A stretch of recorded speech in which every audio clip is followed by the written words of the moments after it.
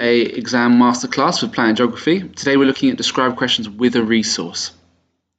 So what are the key thoughts on these types of questions? It's points-based marking. So each correct statement you make, you will get a mark. This means that you should probably write in bullet points. Yep, it clearly signposts the examiner first point, second point, third point. And if you are nice to them, they will be nice to you. And then they are formulaic questions, meaning if you follow the formula, you'll do well. And the formula is a sentence about the overall pattern displayed by the resource, data to support that pattern, and then basically an exception or an anomaly, which you should know from maths, something that doesn't fit the pattern. Okay, right, this video will take the structure of I, we, you. So I will do one first, then we'll do one together, and then you can set one by yourself. Okay, so let's get into it. This question is from the May 2023 Geography B paper. Again, if you're doing Edexcel A or AQA or OCR, it's still describe questions are always points-based marking. So here is our first question. Now, this is the first thing to do when you get a resource. It's something that I kind of always skip, is I tend to race into looking at what am I trying to look at. I'd take your time, read what the title is. So energy provided by fossil fuels to generate electricity in the UK. Right, so you've checked the title. That is the first thing you do. So you know it's about fossil fuels, you know it's about electricity in the UK. Then you check your axis as well. This is a bit of a line, it's a compound line graph, so time is at the bottom. And then check your unit of the y-axis, and we see megawatt hours. All right, so now we're pretty good, and we just check the key. We've got coal, crude oil, natural gas. So now we've broken down what the graph is showing us. Now we can start to look for some numbers and some patterns. So here is the question, describe. So the command word describes. Describe means say what you see, really. Electricity generated crude oil. So we need to focus in. Now I have the question, we can focus in on crude oil, this orange shade. Okay? It says here, use data in your answer. It doesn't say how much data, but there must be some. This is the formulaic sentence starters that I talked about in the introduction. One characteristic is pattern. For example, data. However, exception. You do that in bullet point form, you're going to very quickly get those 3 marks, okay? So, let's get into it. So this is my version, or this is how I would attack this question. So I would say here, well, what's the pattern? Well, it looks, there's a rapid increase of crude oil, okay? But that rapid increase does see a trail off. So it's an initial increase before a slower decrease. Yep. So that's kind of the pattern I'll be talking about, a rapid increase by a slow decline. The example would be the peak consumption in 1999 here. You have to get your ruler out and measure this in an exam, because you tend to think, okay, that could be it, but no, actually this is the peak. And then at the bottom we say, well, okay, look at the decrease that I've talked about. So there's my data to support my pattern. Okay, but does it just always decrease? Is that true? Well, no, actually we can see there's an increase here, isn't there? So there's an exception. However, it does increase inside that. So let's see how I convert. And it really, just before we kind of get into the writing of it, that's what your graph should really look like, is it should look like you have drawn all over it, okay? Made little notes, circled little things, because you're analyzing a resource and then you're converting it into the sentences. So don't start writing before you know what you're going to say. Okay, so here we go. This links to my overall pattern, so these arrows here. One characteristic is that oil increases rapidly in the 1970s, that's that arrow here, before slowly decreasing over time, down here. For example, peak oil in 99, or peak oil is in 99, with 29 megawatt hours before reducing to just 7 megawatt hours in 2016. So that's the data that the examiner must see. 29 megawatt hours down to 7 megawatt hours, okay? And I add in the times for those numbers as well. So now I have my data. What about the exception? How do I get that 3rd mark? However, there is an increase in this time period when oil increases significantly in 1995. So I'm basically pulling up this rising limb here. Okay, you see where it rises? I'm calling that my exception because I'm saying it goes up and then it decreases, but say actually no, within that there is an exception. It does increase in 1995. For me, that is enough to get that third mark, and I have my pattern, my data, and then my exception. Right, that's my example. So that's the I do. Let's do the we do. Here's the mark scheme if you want to pause and check this answer, potentially look at other things that could have been said. I could have said fluctuation. That's a really nice word to use as well. So we do. So let's do this. The way I'm going to do this is I'm going to find a pattern for you. I'm going to find an example for you, and I'm going to find an anomaly for you, an exception, and then you are going to write it into a paragraph. So you will need a pen and paper for this. Okay, before we do that, let's break down what it's actually showing us.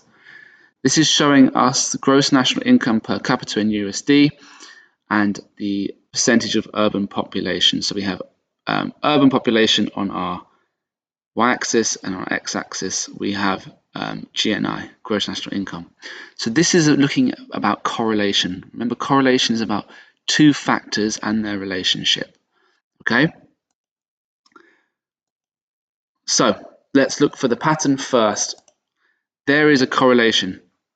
It's a positive correlation, isn't there? Generally, as gross national income per capita rises, we become more urbanized. And this links to things like the Clark-Fisher model, Rostow's development model. It's rural to urban migration, isn't it? Yep, so here's maybe your emerging countries, and here are your developing countries. So there's a positive correlation. What data would I pick? So, okay, I've got my pattern. What data? Well, Botswana, most developed and most urbanized. I think that's a great place to talk about.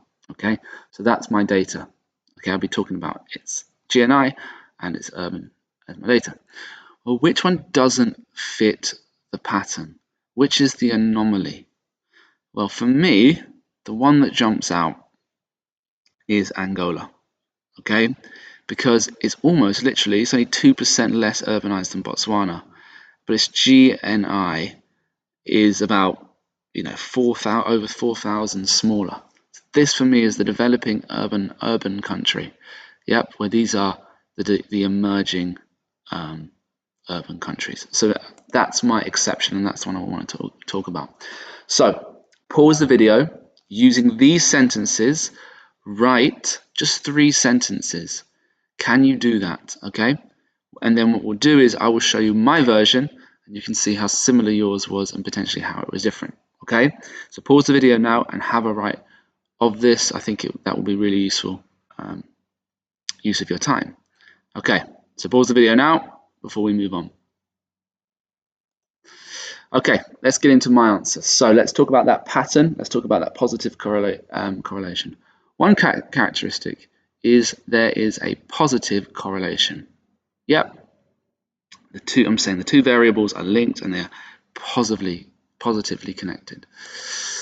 For example, Botswana is the most developed USD 6,700 GNI per capita, and the most urbanized with 70%. So I'm just using it as data as a way of getting that second mark. Now this last one is going to be our exception. So let's see what I wrote for the exception. However, there are anomalies such as Angola. Now this is a GCSE exam. You know, you're very pushed for time. You could have said, you know, Angola has a GNI of 2,200 blah blah blah and an urban population of 68. You could say that, but I think you don't want to spend too much time. As long as you have that data in the middle and it's sandwiched between 2 correct statements, you'll get the 3 marks. Okay, you can save that for an 8-mark question or a 12-mark question and so on. Okay, so be efficient, move on. So there is the mark scheme. You can see here I didn't have a ruler and I was doing it off the computer, so I couldn't perfectly match it up, but I'm within the acceptable range. Okay, I went 6, 7, and this is 6, 6, so I'm good. Generally, you're allowed to be in 10%. Okay, other things you could say, Eswatini is an anomaly. Angola will be pulled out as an anomaly as well. Positive relationship. I've said positive correlation. I think that's more advanced. There's other things you can pull out as well. Botswana, we did pull out for urban. Okay, so for me, that's getting 3 out of 3, and you can cross-reference with the mark scheme. Now, your turn. This is the you do. What I would suggest is, if you do write this, if maybe type it, post it in the comment section of the video, and I will give you some feedback. Can I tell you what I think it would have got, and maybe how you improve it? Okay. So this is a 2000 Geography A, LXLB, human paper, 2021. Here is your resource. I'm not going to say too much, you need to be doing this. Here's your question. Describe the change in Kuwait's life expectancy shown in figure 2A. I would say treat this as a 3-mark question. We're just practicing here, okay? An exam, of course, is a 2-mark question, but with this, try and write it as a 3-mark. See if you can stick to that formula that we did. There's your question. Have a go at writing it now, and then once I'll pause the video and have a go at writing it. And what I will do is I will post the mark scheme on in 2 seconds time once you replay the video. Okay, there's your mark scheme. How did you go? Did you pick up marks? Life expectancy. Interestingly, this question was about Kuwait, but they're almost daring you to talk about another country. Okay, so you could say, look, it's changed, but comparably so, it's not changed as much as India. I mean, for me, they've asked you about Kuwait. You think, well, am I still answering the question if I start talking about the USA and Spain? I think you are if you're comparing it to Kuwait. So, right. Let's move on to the final thoughts. Remember, bullet points-based marking, 3 sentences, 3 marks. Bullet points is the way to go, trust me. And then sticking to that formula of overall data exception, and you will get 3 out of 3. I hope that helped. I would point you towards this cheat sheet that I've created. If you scan the QR code, you can download it for free, or you can just take a print screen now. It just gives you kind of the structure of answering the different types of question, whether they are describe questions, describe with graph, explain questions, and even assess and evaluate. If you stick to these structure and these connectives, you'll do very, very well. Okay. And the last thing I would say is, when I was assembling this video, it became very obvious that in exam papers, explain is far more common than describe. In some exam papers, there's not a single describe question in it. So get your explain questions right first before worrying about describe. But describe is just points-based marking, so bullet points, bullet points, bullet points, bullet points. All right, guys, I hope that helps. Leave me any comments in the comment section, and like and subscribe for future videos as we make more and more masterclass videos, guys. And good luck in your GCSEs. I'm sure you'll do very, very well. In a bit.